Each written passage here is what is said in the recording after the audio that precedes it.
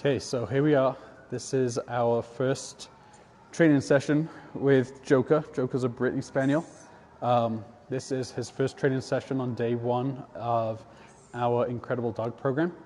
The Incredible Dog program is our e-collar program, so we do a lot of obedience, and once we get to the point where Joker is able, we'll do a lot of off-leash reliability to the point where we're able to start taking him out to different dog-friendly stores, different locations. We'll be taking him on off-leash hikes at the end of the program. And I just wanted to start recording our training sessions so that we can put our content out there, so that we can show people exactly what we're doing, how we're using the e-collar. As you may be able to see, Joker has the e-collar on right now. It is not turned on, and it will not get turned on until week 2. Right now, we just want to make sure that Joker gets completely used to having the e-collar on him, that it's just another tool that he has, that he's not becoming sensitive to it to the point where he is only working when the collar is on. That's one thing that I see a lot with e-collar training, is that once the e-collar comes off the dog, all obedience, all training kind of goes out the window, and I don't ever want that for a dog. When we do start to condition the e-collar, we are going to show you all of that. But basically what we do is we work the dog at the lowest level possible. I never want a dog to be scared of the e-collar. I never want a dog to be corrected by the e-collar. We basically just use the e-collar just for recall and as a communication device. So where you'll see later on as our training sessions go. But for today, seeing as this is day one, we're just basically looking at where Joker is at. We're looking at the commands that we teach and helping him, helping us to know exactly where he's at, so that when we are doing our training sessions, we can start where the dog is at. You know, there's no point reinventing the wheel. We're not going to reteach him to sit if he already knows how to sit. So this is my trainer, Melody. She's phenomenal. She's just been with us a few weeks, but she's going to be doing most of Joker's training along with me. So we're just going to work him in the background here so that you guys can see exactly what we're doing, how we're doing things, the use of treats, and as Melody is working with him, I'll kind of give a rundown of exactly what we got going on. So right now, all we're doing is just kind of working him on his leash pulling, just kind of seeing where he's at, and you know what he's interested in, what he's motivated by. Working. As you can see, he's really interested here in the bull pit. So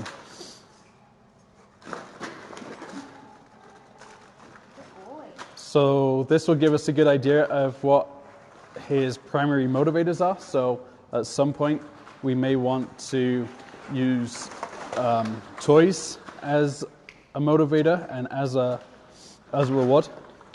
Let's go, buddy. Joker. There we go. So we use yes as our marker word. Yes basically tells the dog that they've made a good choice and to keep making those choices. Same way as some trainers use a clicker, we use verbal markers as our way to tell the dog that they've done the thing that we want them to do. With yes, we do reward the dog, usually with food, play, or affection.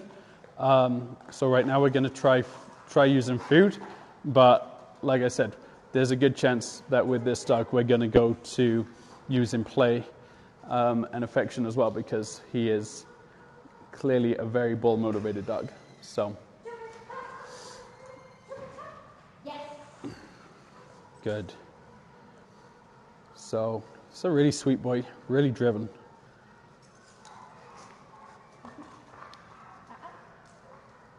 And usually our training sessions will only last a few minutes. I don't like to run our training sessions for more than 5 to 10 minutes with our older dogs. And I like to end our training sessions with a play session as well, because I find that to be really beneficial for the relationship aspect. And relationship is key when it comes to training a dog. There has to be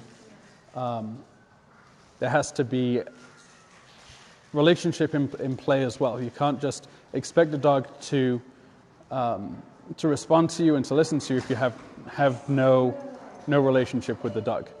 So I like to end all of my training sessions with a play session. That way the dog and the trainers can build up that relationship. And then as we put into the relationship, I like to call it the relationship bank. As we put into the relationship bank, if ever there is a situation where we do need to give a correction, whether that be taking away the opportunity to earn the food reward, or spray bottle, or in those life and death situations, an e-collar correction, then we can withdraw from that relationship bank without ever going into our overdraft, or ever putting the relationship bank into a negative. So right now we're just working on some loose leash walking, and we've had some sits in there. I don't think we've done down yet, but there we go. Good. Melody's really, really good with her timing on the reward. Yes doesn't necessarily... It keeps going to the wall. I don't know why. But anyway, yes doesn't necessarily mean that the treat is coming right away. It just means that the treat is coming. So it allows the dog to know that they've done the task, they've done what we want them to do, and to come get the reward. We'll use this a lot as we condition the e-collar as well, to build that positive association between the e-collar and the dog. So, but yeah, you can see Joker's really, really motivated. He's happy to work for food. He knows some things as well, which is good. It's always nice to have a dog that knows some things. And like I said, we always like to start the dog where the dog is at. I never want to, like I said, reinvent the wheel and go back and train the dog, to sit if the dog already knows sit. It's not beneficial to the dog. It's not beneficial to the client. And I always want to push the dog as far as I can in the time that I have the dog. So, okay. So we've been going a couple of minutes now, so we'll just kind of follow Melody around here. Yes.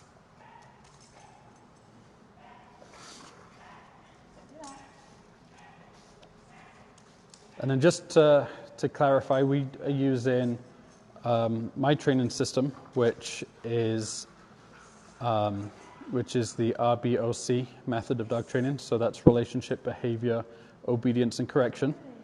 And we'll probably put some videos out here pretty soon as well about what RBOC is. So, but yeah, basically it's about building the relationship first, adding in behavior, obedience, and then the appropriate level of correction, and making sure that punishments fit the crime. We don't ever want to overcorrect a dog, and we never want to, create fear in a dog.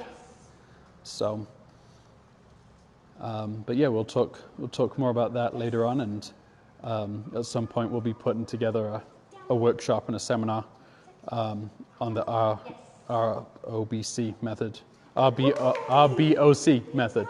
So So as you can see, Melody uses both food and affection when rewarding the dog. Again, affection comes into the relationship. You know, we want to have a really good relationship with our dogs, and make sure that they're happy, that they're comfortable, and that they are, you know, enjoying the training. You know, so many times we see dog training where the dog really isn't having a good time, and I feel like that's really, really important for the dog. So, all right. Well, do we want to go into wrap that up and just go into a play session with him? Sure, yeah. And then I'd say probably use a ball. Yeah. Let's go, buddy. So he's already like, oh, Melody, she's my best friend now. Joker. Oh, what has she got? So Melody just went to go get a ball so that we can end our training session with some play. Really, really ball motivated dog. So, and like I said, this is all about building up that relationship, and we found that having dogs play after their training session just really helps them to learn and remember the things that they did in the training session as well. So it's really, really good for the dog, really good for the relationship. And like I said, it just makes it so the dog has a good time working with us and enjoys the training, looks forward to the end of the training, and Joker just doesn't know what to do now because there's balls flying everywhere. So good. So like I said, with Joker, we'll probably end up using toys as his primary motivator. He does well for food, but in case you can't already see, let's see if this will.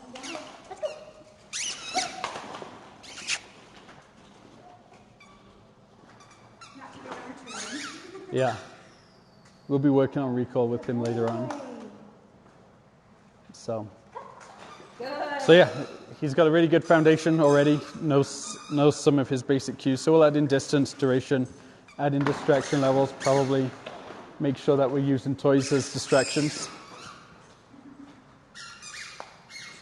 So, all right, and we're going to wrap it up right there. That was awesome. So hopefully you guys got some value out of this, and we will keep you updated on Joker's training as he goes.